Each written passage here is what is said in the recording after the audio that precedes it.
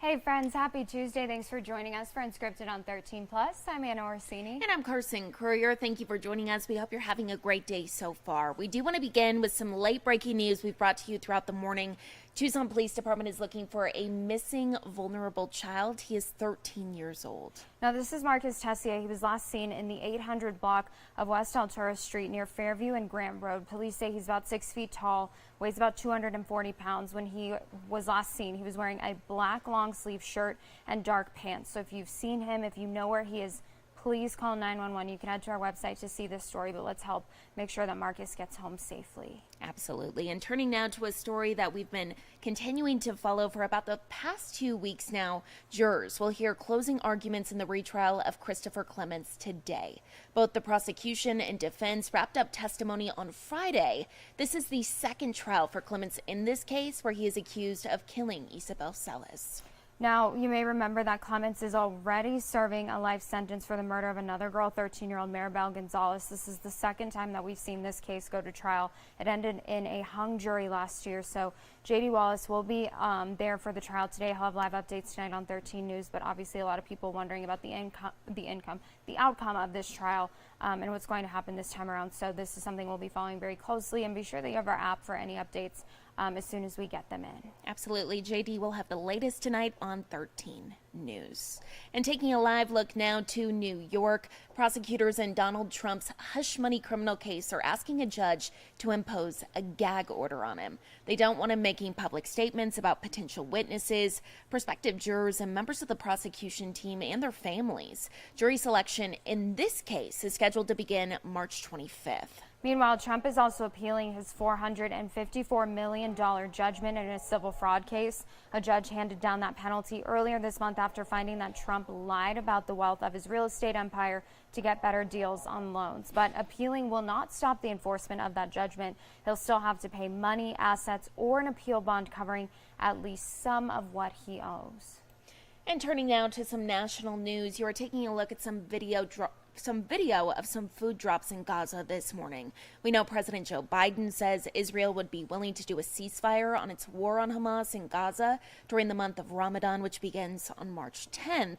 Biden says this could come in the condition of some hostages being released by Hamas. Now, negotiators from the U.S., Egypt, and Qatar are working on a framework deal under which Hamas would free some of the dozens of hostages there in exchange for the release of Palestinian prisoners, as well as a 6-week halt. During the temporary pause, negotiations would continue, of course, over the release of the remaining hostages. Israeli officials have not publicly reacted to Biden's comments about a possible ceasefire, so another big story that we're, of course, following today. We want to go ahead and take a live look outside. Look at those stormy conditions, stormy-ish looking. Anytime I see clouds, I'm like, it's stormy.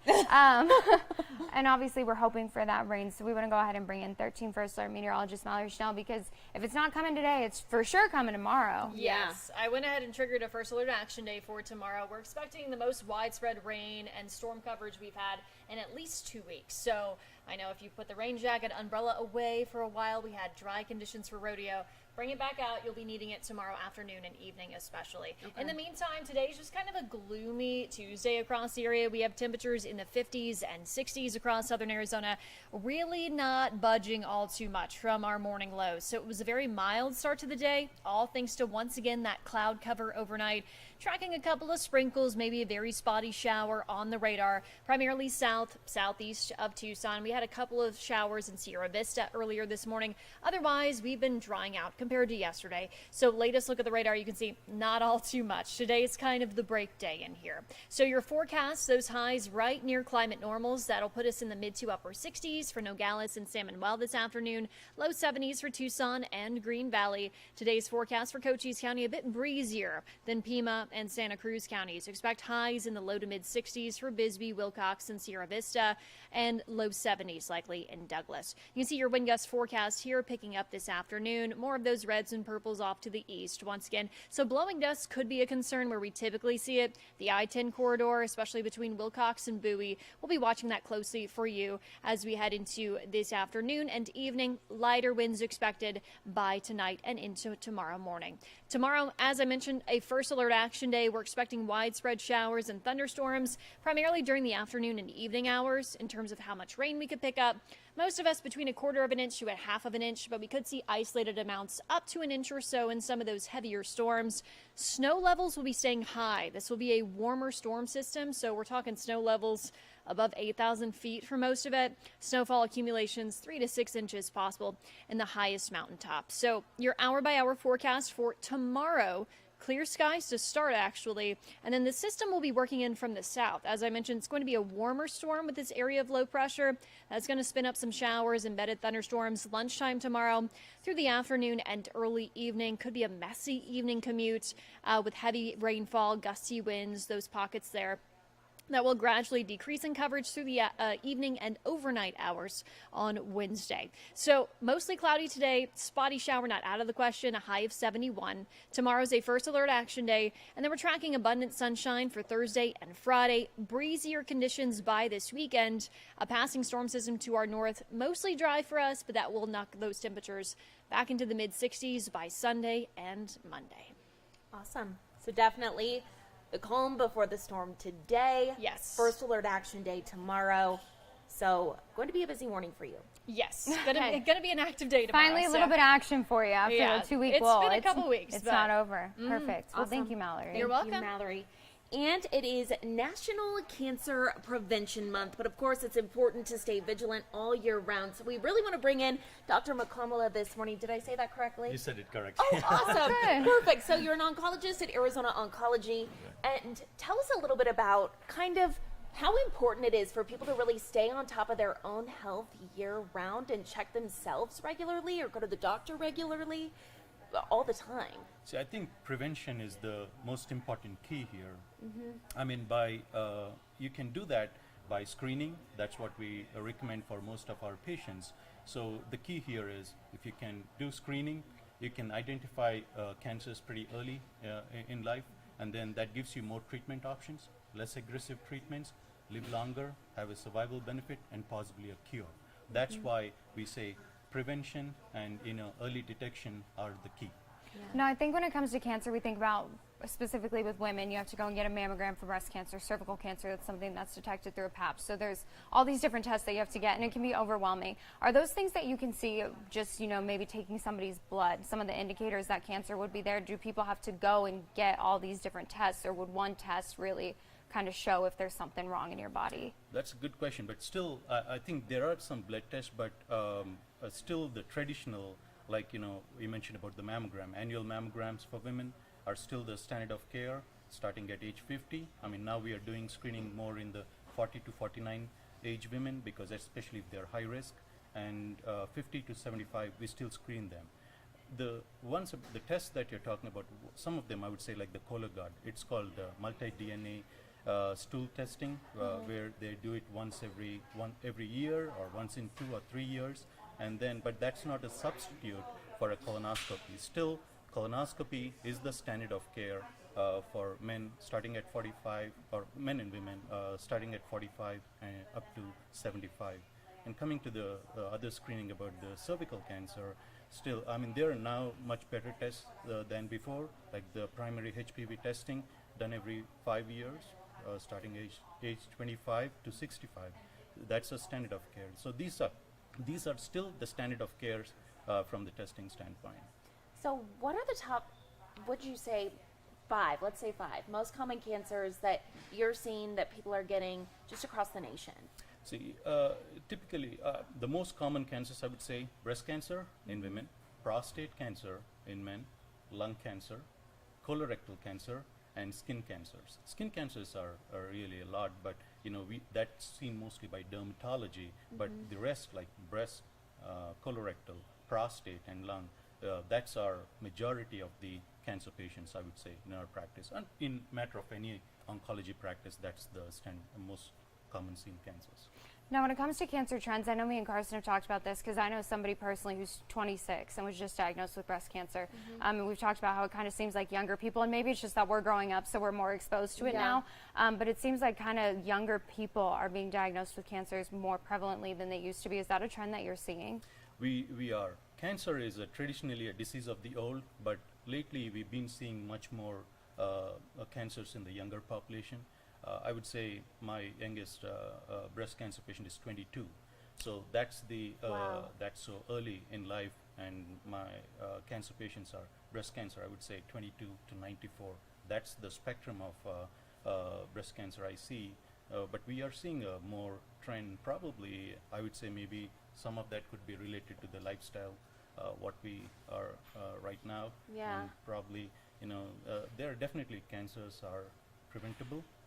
Many cancers are preventable, I would say, and by avoiding some risk factors like tobacco use, excessive alcohol use, then obesity, being physically active, and then one of the major thing is the viral infections like HIV, hepatitis B, hepatitis C, HPV. These are all the viral infections that can cause cancers. So if we have that basic, if we could take care of the lifestyle changes, I think that will have a tremendous impact on the decreasing the rates of cancer.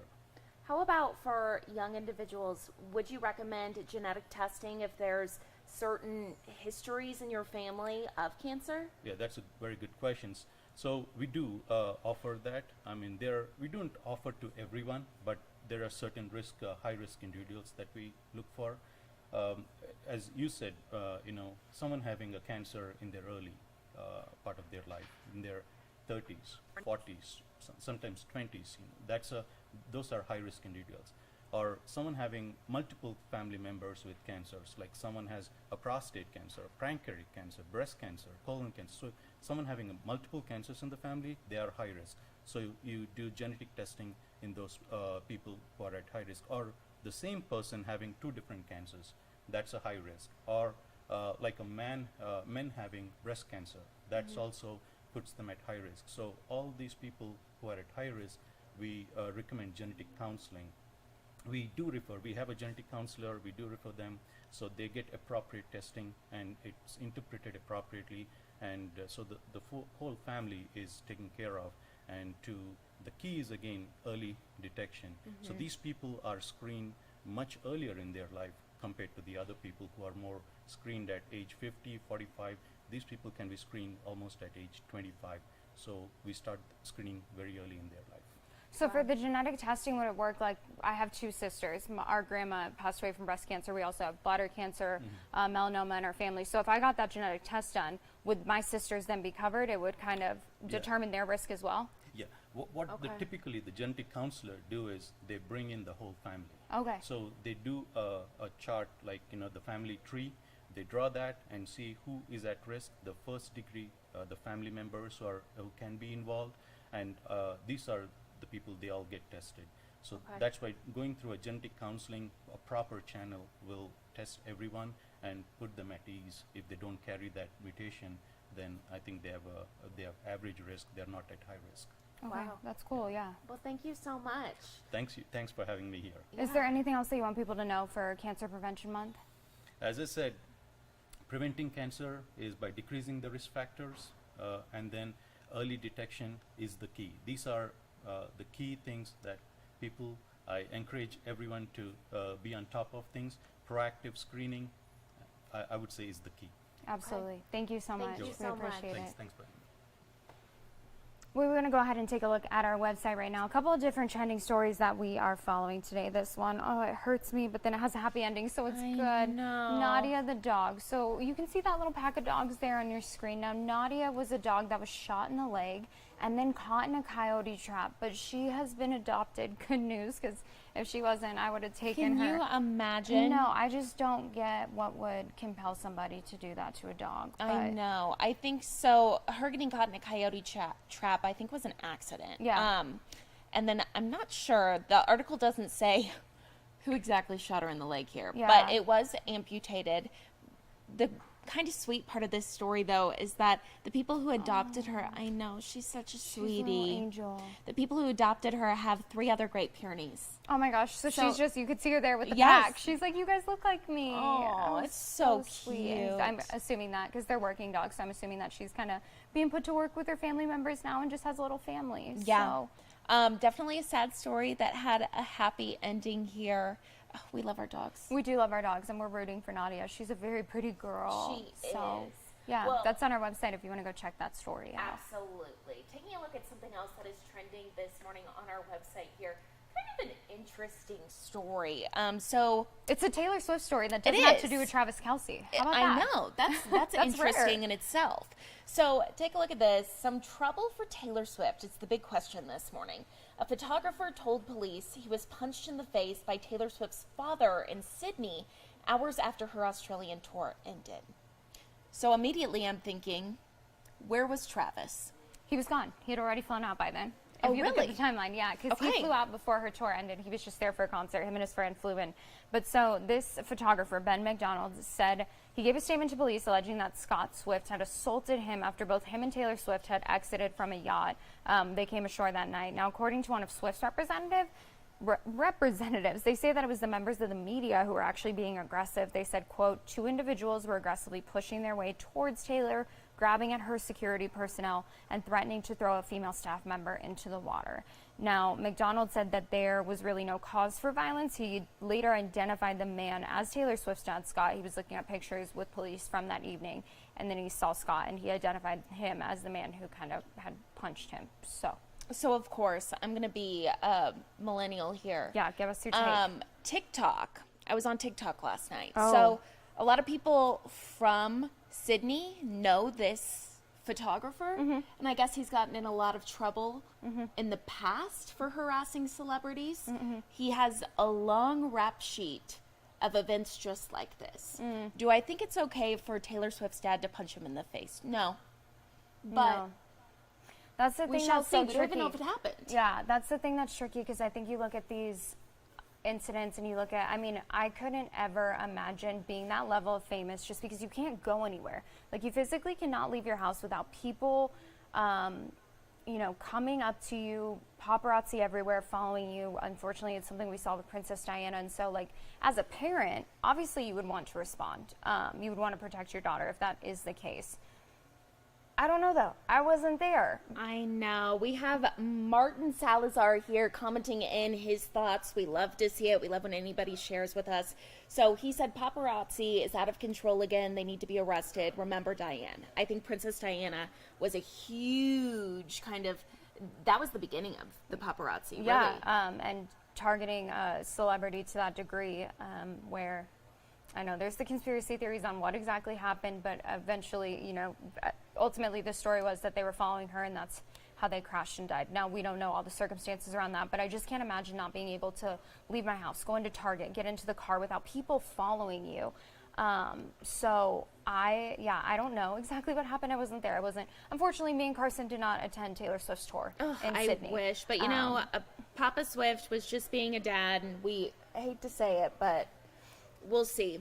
We'll see what happens. I mean, truthfully, somebody there probably had a video camera and probably has the thing on video, so I'm sure that'll come out. But yeah, I don't know. It could be a dad we don't reacting. know. This might be a developing story. a developing story. Yeah, we'll definitely keep an eye on it. But weigh in, let us know what you think. You can read the full story on our website, kind of 2 different sides there.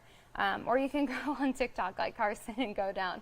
I always do that too. Go down the rabbit hole, go down the Reddit feeds and figure out what you think happened. So. Exactly. And thank you, Martin, for commenting. We love when anybody comments, gives us their 2 cents, gives us their opinion. It's what we love to see here. We on do. Yeah, Unscripted. we want to have a conversation with y'all. So weigh in, let us know what you think because, again, we weren't in Sydney. We don't know. So we want to hear what you guys think about this situation. So we appreciate you for weighing in. And we want to go ahead and take another look outside again tomorrow. First alert action day, some spotty showers today. And then those storms really ramping up tomorrow morning. So get all of your stuff out now, the rain boots, get your car, you know, prepared for the weather, maybe build in some extra time tomorrow morning just because we know our streets are very prone to kind of some of that flooding, some of that ponding, and just be safe as our weather pattern kind of changes over the next 24 hours. Exactly. So tomorrow going to be a first alert action day. If you don't see some scattered storms or rain today, you definitely will tomorrow, says first alert meteorologist Mallory Schnell. So we'll continue to track it. Tune in tomorrow morning on 13 News on Fox 11 to see the latest with everything you need to know as you head out the door. But today, really, as Anna said, if you have to do anything outside, it would be the day to do it. Thanks for joining us today. We'll see you back here tomorrow morning. Have a great rest of your Tuesday. Thanks.